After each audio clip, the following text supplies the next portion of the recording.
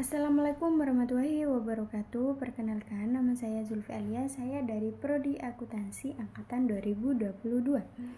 Baik, di sini saya akan menjelaskan tutorial cara membuat uji regresi linier berganda di aplikasi SPSS. Oke teman-teman, baik, sebelum kita melakukan uji regresi linier, kita harus menginput datanya terlebih dahulu ya. Pada program SPSS ini kita klik New Data Set, setelah itu klik Variable View. Nah, setelah itu pada kolom nama di sini masukkan variabelnya dulu, yaitu X1, X2, X3 dan variabel Y. Kemudian di kolom desimal kita ubah menjadi 0 semua ya, kita ubah menjadi 0 semua, dan di kolom label ditulis variabelnya juga, yaitu gender, masa kerja, pendidikan, dan kinerja pegawai. Kemudian pada kolom measure kita ubah menjadi scale semua, kita ubah. Nah, setelah klik data view lagi. Nah, pada data view di sini isi tabulasi datanya terlebih dahulu ya. Kita copy dulu datanya, lalu tempel. Setelah itu data diinput. Setelah itu melakukan analisis linier berganda dan uji asumsi klasik. Caranya, klik terlebih dahulu analisis, kemudian regression kita, lalu pilih linear. Ketika muncul dialog, lalu masukkan kinerja pegawai atau Y ya sebagai variabel dependen. Setelah itu variabel lainnya sebagai independen, klik statistik. Nah, setelah itu centang di deskriptif ya, collinearity diagnostik, dan di Dolby Watch On. Lalu kita klik continue dan klik plot, dan centang pada bagian histogramnya ya, dan normal probability plot. Setelah itu pada bagian threshold pindah ke Y, dan di bagian Z RED ke X. Setelah itu klik continue, setelah itu klik OK. Baik, berikut data yang telah kita input. Selanjutnya kita uji ke uji normalistis dasar pengambilan input menurut Imam Al-Ghazali model regresi. Dilakukan distribusi normal jika data plotting menggambarkan data yang sesungguhnya memiliki garis diagonal untuk melihat hasilnya. Kita bisa lihat di gambar probability plot. Di sini kita bisa lihat gambar titik-titiknya ada berapa ya. Ada juga yang bertebaran ya, maka dapat disimpulkan bahwa regresi berdistribusi tidak normal karena sudah bertebaran.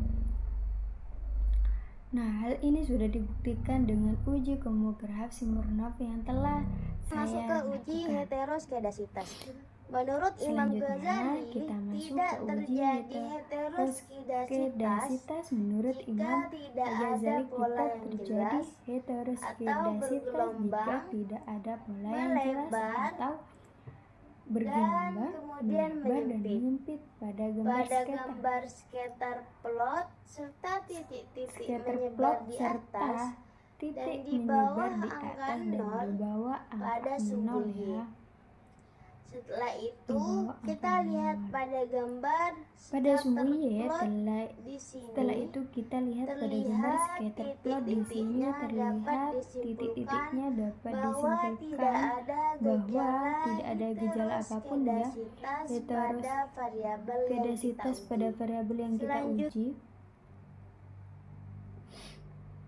Selanjutnya kita masuk ke uji kolonialitas, lalu kita buka tabel koefisien di kolom collinearity statistik.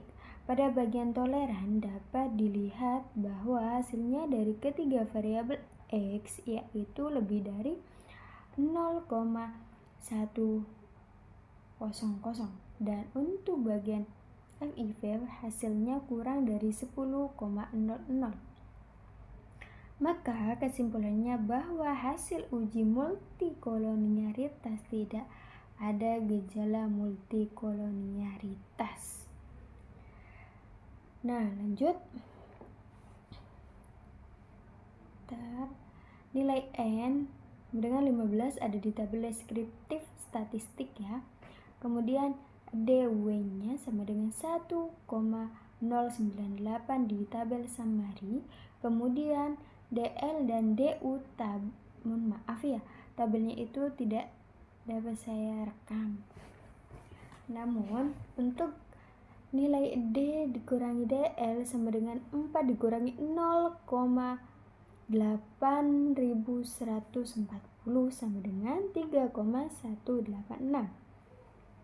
Dan nilai 4 dikurangi DU sama dengan 4 dikurangi 1,7501 sama dengan 2,499. Pada uji autokorelasi di sini kita dapat menyimpulkan bahwa terdapat gejala autokorelasi ya. Hasil uji T dapat kita lihat di tabel koefisien pada kolom C. Dapat dilihat bahwa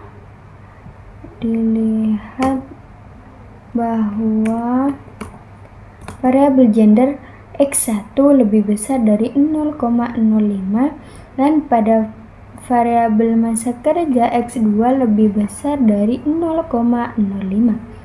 Pada variabel pendidikan X3 kurang dari 0,05. Maka kesimpulannya bahwa gender dan masa kerja tidak berpengaruh terhadap karyawan. Pada uji R2 dapat kita lihat pada tabel summary berhubung variabelnya di sini ada 3 ya. Kita ambil hasil pada kolom adjust R2. Hasilnya yaitu 0,398. Nah, jika dipresentasikan hasilnya yaitu 39,8%, maka dapat disimpulkan ketiga variabel independen secara bersamaan ya berpengaruh terhadap variabel dependen 39,8%. Selanjutnya hasil uji V kita lihat pada tabel ANUVA pada kolom C. Diketahui nilainya kurang dari 0,05, maka dapat disimpulkan bahwa variabel independen X1, X2, X3 secara simultan berpengaruh terhadap dependen Y. Baik, mungkin hanya itu yang dapat saya sampaikan, kurang lebihnya mohon maaf. Wassalamualaikum warahmatullahi wabarakatuh.